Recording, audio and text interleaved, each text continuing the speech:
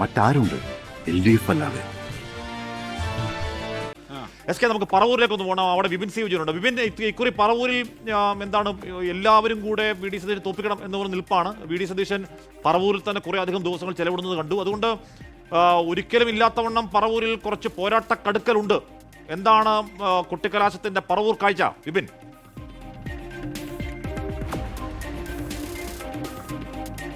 കലാശക്കൊട്ടിനുള്ള എല്ലാ ഒരുക്കങ്ങളും അല്ലെങ്കിൽ അതിനുള്ള എല്ലാ തയ്യാറെടുപ്പുകളും മൂന്ന് മുന്നണികളും പൂർത്തീകരിച്ചിരിക്കുന്നു. ഇനി അല്പസമയം കൂടി, കാരണം ഞാനിപ്പോൾ നിൽക്കുന്നത് ഈ നമ്പൂരിശൻ ആൽ എന്നുള്ള പ്രദേശത്താണ് പറവൂരിലെ. ഇവിടെയാണ് കലാശക്കൊട്ടിനുള്ള ഒരു സ്ഥലം പറഞ്ഞിരിക്കുന്നത്. അപ്പോൾ എല്ലാ മുന്നണികളും ഇവിടെ കേന്ദ്രീകരിക്കുകയും ഇവിടെ ആയിരിക്കും അതിൻ്റെ കലാശക്കൊട്ട് ഉണ്ടാവുകയും ചെയ്യുക.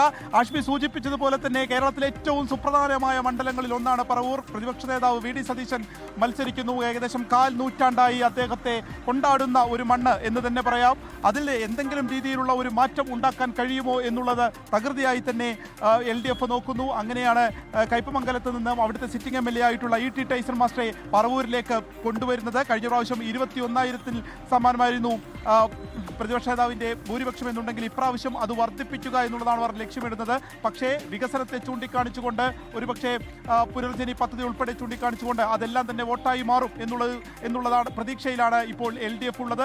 ഈ സീറ്റിൽ എങ്ങനെയും പരാജയപ്പെടുത്തുക എന്നുള്ള ഒരു ഉദ്ദേശത്തോട് വെച്ചുകൊണ്ട് തന്നെ CPI-യിൽ നിന്ന് CPM ഈ പറവൂരിലെ സീറ്റ് ഏറ്റെടുക്കുന്നതിന് വേണ്ടിയിട്ടുള്ള നീക്കം നടത്തിയിരുന്നു. പക്ഷേ അതിന് CPI വഴങ്ങിയില്ല. പിന്നീടാണ് E.T. ടൈസൺ മാസ്റ്റർ ഇവിടെ ഇറങ്ങുകയും ചെയ്തിരിക്കുന്നത്. NDAക്ക് വേണ്ടി വത്സല പ്രസന്നകുമാർ, നമുക്കറിയാവുന്ന പോലെ തന്നെ കോൺഗ്രസിലെ ഒരു മുതിർന്ന നേതാവ് തന്നെയായിരുന്നു, ഇവിടുത്തെ ചെയർപേഴ്സൺ ആയിരുന്നു പറവൂരിലെ. അവർ ഇപ്പോൾ NDAയുടെ കൂടെയാണ്, അവരാണ് ഇവിടെ മത്സരിക്കുന്നത്. വത്സല പ്രസന്നകുമാറിനൊപ്പം എത്രത്തോളം ഒരു ചലനം ഉണ്ടാക്കാൻ പറവൂരിൽ സാധിക്കും എന്നുള്ളതും സുപ്രധാനമായിട്ടുള്ള ഒരു ചോദ്യമാണ്. അപ്പോൾ ഇത്രയും നിർണായകമായ ഒരു സമയത്ത് കൂടി അതിൽ കഴിഞ്ഞ ദിവസങ്ങളിലൊക്കെ നമ്മൾ കണ്ട ഒരു പ്രചാരണത്തിന്റെ വീറും വാശിയും അത് ഈ കലാശക്കൊട്ടിന്റെ അവസാന നിമിഷങ്ങളിൽ ഉണ്ടാകുമെന്നുള്ളത് തീർച്ചയാണ്. ഇപ്പോൾ നമ്മൾ ഈ ദൃശ്യങ്ങളിലൊക്കെ കാണുന്നത് പോലെ തന്നെ അനൗൺസ്മെന്റ് വാഹനങ്ങൾ, തിരഞ്ഞെടുപ്പിന്റെ ഗാനങ്ങൾ വെച്ചുകൊണ്ടുള്ള അനൗൺസ്മെന്റ് വാഹനങ്ങൾ തലങ്ങും വിലങ്ങും പോവുകയാണ്. അഷ്മി SKN ഒപ്പം ഇനി അങ്ങോട്ടേക്ക് ഉള്ള മണിക്കൂറുകൾ അത് ഏറ്റവും ആവേശമാക്കുക എന്നുള്ളതാണ്. നേരത്തെ സൂചിപ്പിച്ചതുപോലെ തന്നെ പ്രധാനപ്പെട്ട ആളുകൾ വരുന്നു.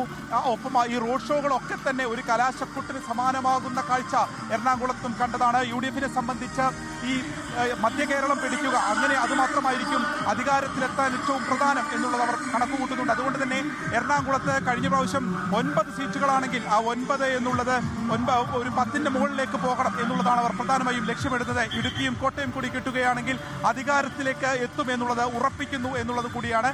കാസർകോട്ടിൽ നിന്ന് എറണാകുളം എണ്ണിത്തുടങ്ങുമ്പോഴേക്കും അവിടെ UDF-ന്റെ ഭൂരിപക്ഷം കാണാം എന്നുള്ളതാണ് ഇന്ന് വി ഡി സതീശൻ ആത്മവിശ്വാസം പ്രകടിപ്പിച്ചത്. അപ്പോൾ അതെങ്ങനെയായിരിക്കും എന്നുള്ളതിൻ്റെ ഏറ്റവും പരസ്യപ്രചാരണം ആ തകൃതിയായി തന്നെ പറവൂരിലും നടക്കുന്നു എന്നുള്ളത് തന്നെയാണ് ഏറ്റവും എടുത്തു പറയേണ്ട ഒരു കാര്യമുള്ളത്. വീറും വാശിയും നിറഞ്ഞ ആഘോഷങ്ങൾ നടക്കുന്നു. ഇപ്പോൾ അഗ്നി നേരത്തെ സൂചിപ്പിച്ചതുപോലെ തന്നെ പ്രധാനപ്പെട്ട ആളുകൾ, അതായത് കലാകാരന്മാരൊക്കെ വരുന്നു. ഇന്ന് കളമശ്ശേരിയിൽ P. രാജീവിൻ്റെ കലാശക്കൊട്ടുമായി ബന്ധപ്പെട്ട വേടൻ പങ്കെടുക്കുന്നുണ്ട്. ഇങ്ങനെ കലാകാരന്മാരെ ഉൾപ്പെടെ കൊണ്ടുവന്നുകൊണ്ട് തന്നെ ഇതൊക്കെ ഒരു വലിയ ആഘോഷം, ഒരു വലിയ കലാശക്കൊട്ട് തന്നെ കൊട്ടിക്കലാശമാക്കുന്നതിനുള്ള ഒരുക്കങ്ങളും തകൃതിയായി തന്നെ നടക്കുകയാണ്. ഇനിയുള്ള മണിക്കൂറുകൾ അതിൻ്റെതായി മാറുകയാണ്. ആ വാദപ്രതിവാദങ്ങളും ഉൾപ്പെടെയുള്ളതിൻ്റെ ഒരു വീറ് ഇന്ന് വൈകുന്നേരത്തോടു കൂടി നമുക്ക് കാണാനും സാധിക്കും.